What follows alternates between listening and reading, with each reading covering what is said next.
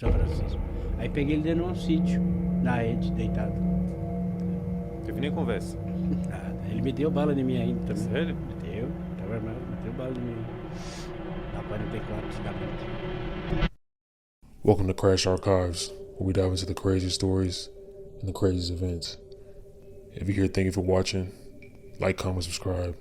Let's dive into the episode. Brazil, home to vibrant culture, stunning landscapes, and for decades, one of the world's highest crime rates.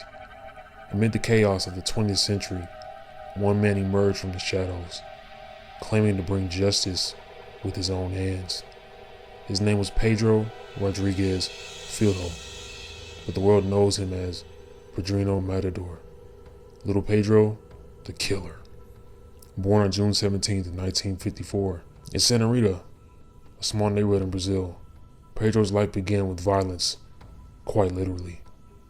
Before he even drew his first breath, a blow to his pregnant mother's stomach left him with a damaged skull, a fitting prelude to a life defined by brutality. As a child, Pedro grew up in an environment soaked in blood and rage. His father was abusive, and Pedro witnessed unspeakable violence at home. It was in this crucible of pain that his sense of morality began to twist. By the age of 13, Pedro committed his first murder. He killed the deputy mayor of his town, a man who had fired his father from a security job over accusations of theft. For Pedro, it was more than revenge, it was justice. But that was just the beginning. Pedro didn't stop at the deputy mayor. He hunted down the real thief, cornered him, and took his life. With blood on his hands and vengeance on his heart, he fled to Sao Paulo, diving headfirst into a life of crime. In Sao Paulo, Pedro became both feared and revered. He targeted criminals, drug dealers, gangsters, and thieves. To some, he was a vigilante hero.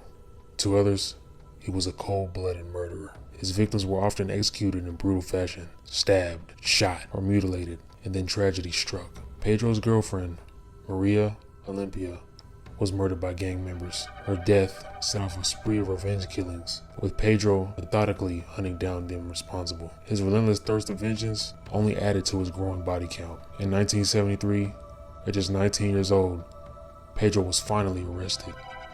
But for him, prison wasn't the end.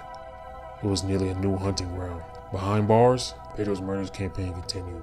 He killed inmates he deemed unworthy of life.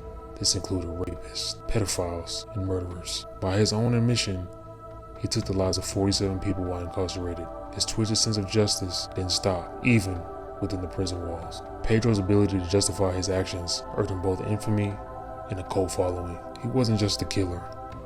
He was a self-proclaimed executioner. Diagnosed as a sociopath, Pedro claimed to feel no remorse. To him, every kill was a mission completed. After serving the maximum sentence allowed under Brazilian law, 30 years, Pedro was released in 2007. But his past just wouldn't let go.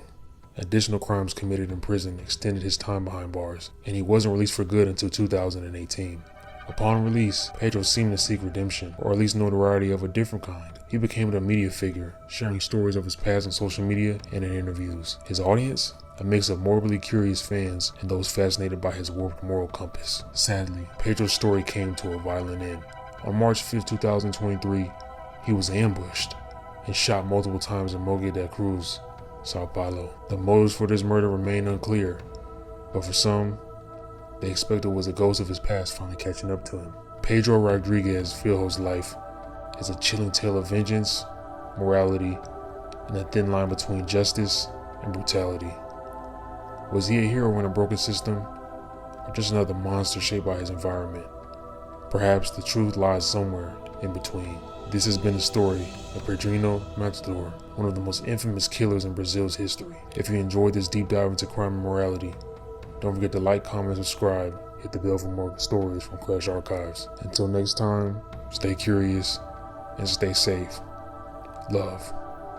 See you in the next one.